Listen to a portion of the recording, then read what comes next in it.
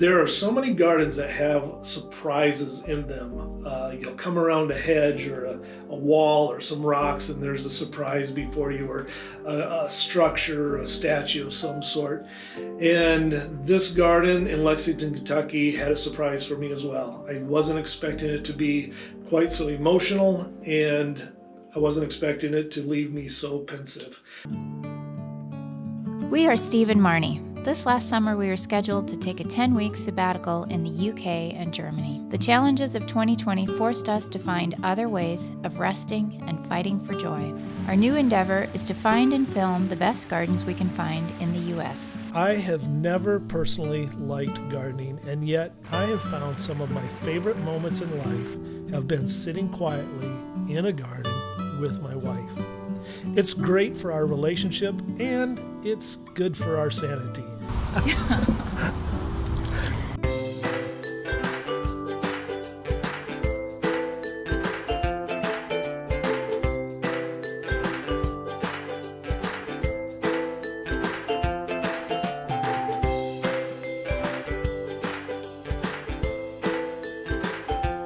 We would really appreciate you clicking on the YouTube subscribe button, and make sure to hit the bell to not miss any upcoming episodes.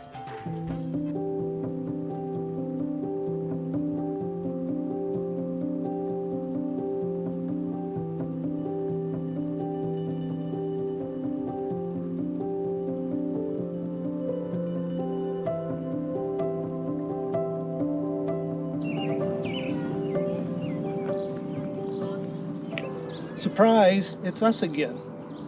But I suppose if you're watching, you do that. It's always us when we're It's around always- each other. Yeah, everywhere we go, there we are. So we are at the official Botanic Garden of Kentucky. We've been thinking about, maybe we ought to start trying to see if we can do the gardens in every state. So we're adding this one into the list. It's about a 100-acre garden. By saying 100 acres, though, I believe there's a lot of open space in just a smaller area that's actually cultivated or formal gardens.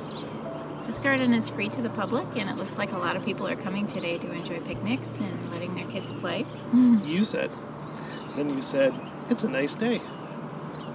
No, I don't mean that. I just mean redundancy. Oh. I don't want to be redundant, and I don't want to repeat myself. I hate redundancy. I hate redundancy. I just don't like it. Where's your fancy shirt today? I don't have it. Today there is crap. No, it's not all crap.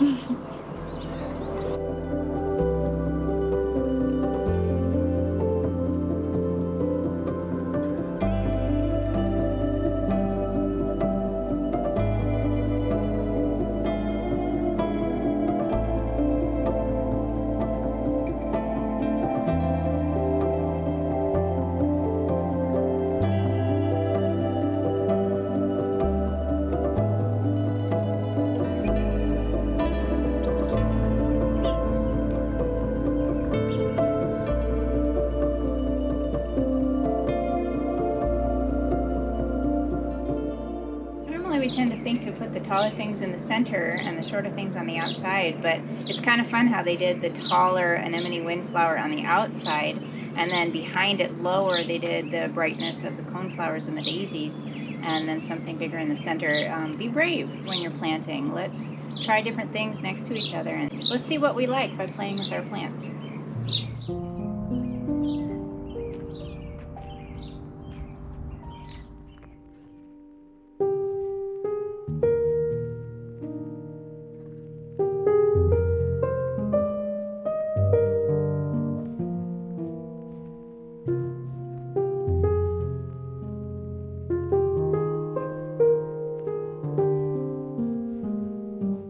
Have Londa take a picture of our hibiscus and see how it's doing.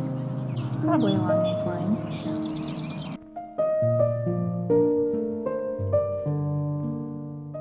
They really do have a nice area over here of different greenery, evergreens, and a mixture of colors and textures and heights, and then mixed in over here with some different shrubs as well, just to get some, I guess, just a lot of texture.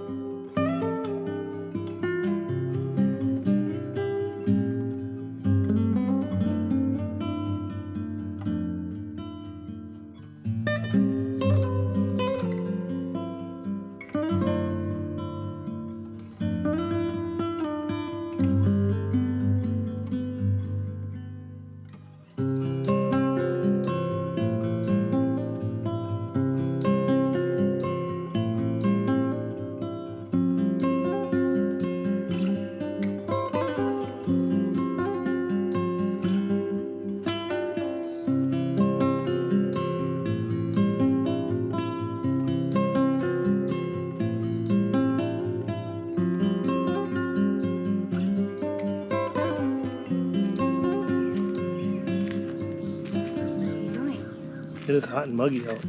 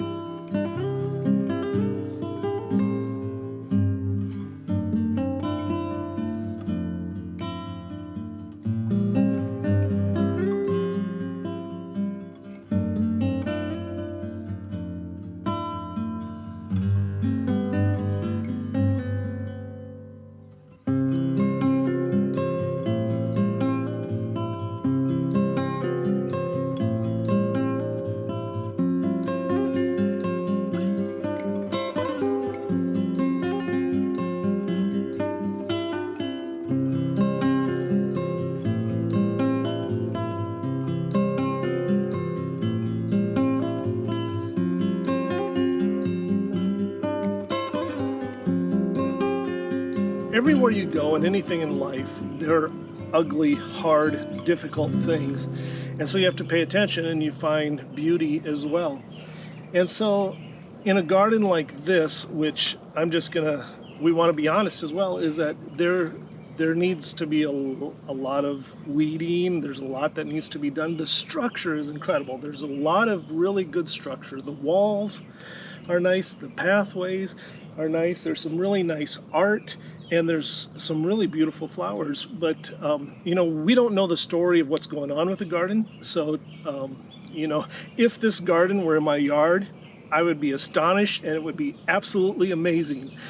If I hold this garden up next to the Chicago Botanic Garden, then this one, you feel like it's really needing some tending to.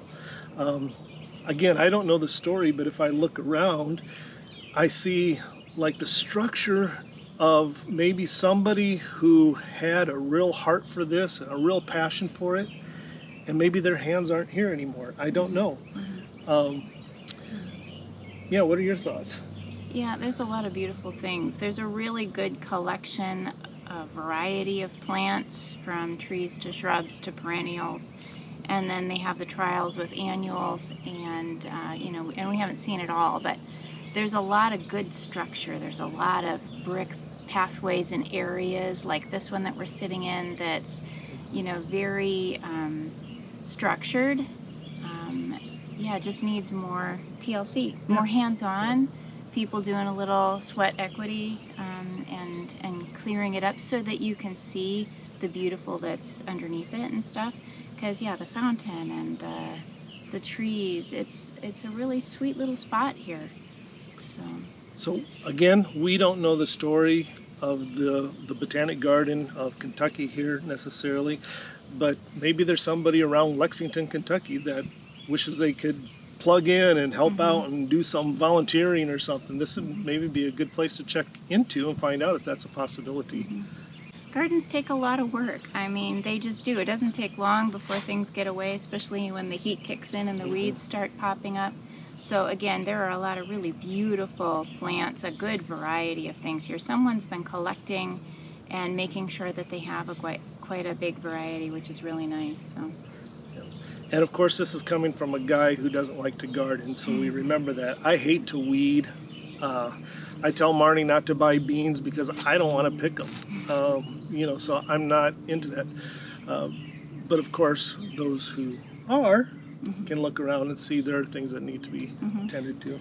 My guess would be volunteers would be greatly appreciated in any of these gardens. Yep.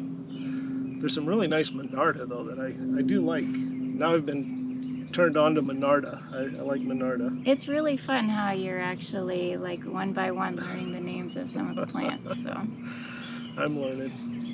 Now you just have to work on me and motorcycles. Exactly. Guys, I am not always the sharpest knife on the Christmas tree, but I'm learning.